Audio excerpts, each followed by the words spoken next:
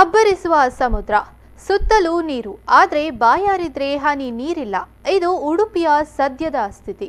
ಈ ಬೇಸಿಗೆ ಕರಾವಳಿಯ ಜನರ ಪಾಲಿಗೆ ತ್ರಿಶಂಕು ಸ್ಥಿತಿ ತಂದೊಡ್ಡಿದೆ.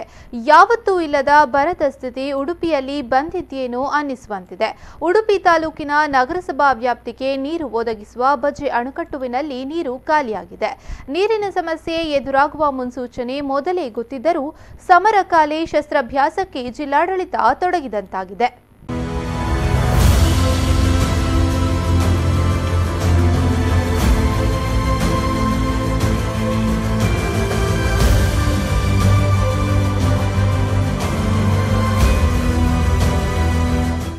ಹೌದು, ಇನ್ನು ಉಡುಪಿ ಜನತೆಗೆ ನೀರು ಪೂರೈಕೆ ಅಸಾಧ್ಯ ಅಂತ ಉಡುಪಿ ನಗರಸಭೆ ಅಧಿಕಾರಿಗಳು ಹೇಳಿದ್ದಾರೆ.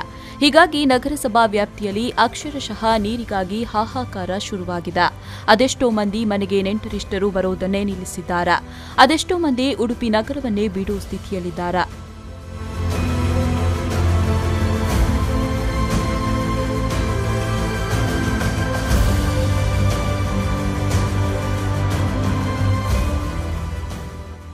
ಇದು ಸದ್ಯದ ಉಡುಪಿ ನಗರದ ಸ್ಥಿತಿಗತಿ.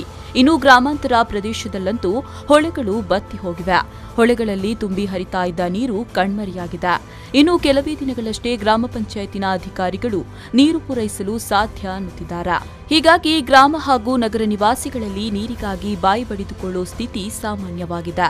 ನಗರಸಭೆಯ ಆಡಳಿತ ಯಂತ್ರ ಸ್ಥಗಿತಗೊಂಡ ಕಾರಣ ಜನಸಾಮಾನ್ಯರ ನೀರಿನ ಸಮಸ್ಯೆ ಕೇಳುವವರಿಲ್ಲ.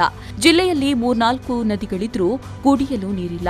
ದೇವರು ಯಥೇಚ್ಛವಾಗಿ ಕೊಟ್ಟ ನೀರನ್ನು ಸರಿಯಾಗಿ ಬಳಸಿಕೊಳ್ಳಲಾಗದ ದುಸ್ಥಿತಿ ಎದುರಾಗಿದೆ. There also water levels have gone down.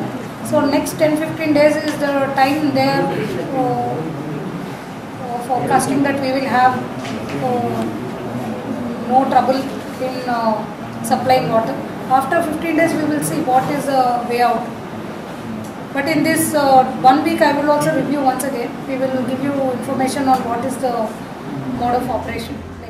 ಇನ್ನು ಪ್ರಮುಖವಾಗಿ ಉಡುಪಿ ನಗರಸಭಾ ವ್ಯಾಪ್ತಿಯಲ್ಲಿ ಬರೋ 35 ವಾರ್ಡ್ಗಳಲ್ಲಿ 19,200ಕ್ಕಿಂತಲೂ ಅಧಿಕ ನಳ್ಳಿ ಸಂಪರ್ಕವಿದೆ.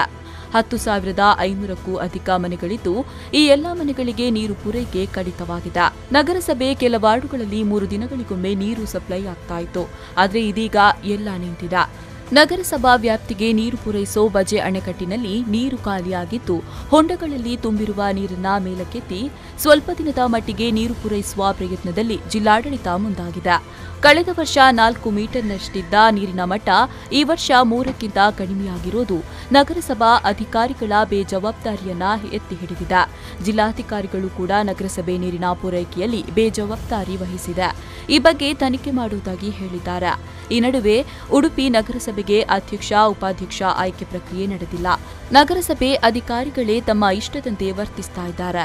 ಇದರಿಂದಾಗಿ ನೀರಿನ ಸಮಸ್ಯೆ ಉಲ್ಬಣಗೊಂಡಿದೆ ಎಂದು ಜನಪ್ರತಿನಿಧಿಗಳು ಅಧಿಕಾರಿಗಳ ವಿರುದ್ಧ ಹರಿಹಾಯ್ತಿದ್ದಾರೆ.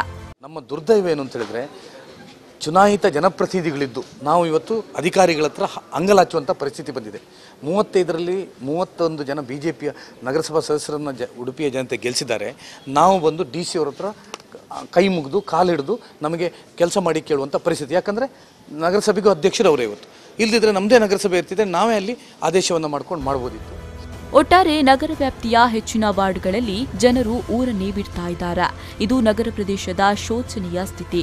ಇನ್ನು ಈ ನೀರು ಪೂರೈಕೆ ಬೇಜವಾಬ್ದಾರಿ ಹಿಂದೆ ಟ್ಯಾಂಕರ್ ಲಾಬಿ ನಡೀತಾ ಇದೆ ಎಂಬ ಆರೋಪಗಳು ಕೇಳಿಬರ್ತಾ ಇದೆ. ಈ ಬಗ್ಗೆ ತನಿಖೆ ನಡೆಯಬೇಕಾಗಿದೆ. ನಗರದ ಜನತೆಯ ನೀರಿನ ಸಮಸ್ಯೆ ಬಗೆಹರಿಸುವ ಕಡೆ ಜಿಲ್ಲಾಡಳಿತ ಗಮನ ಹರಿಸಬೇಕಾಗಿದೆ. Pallavi Santosh, V4 News 24/7 Udupi.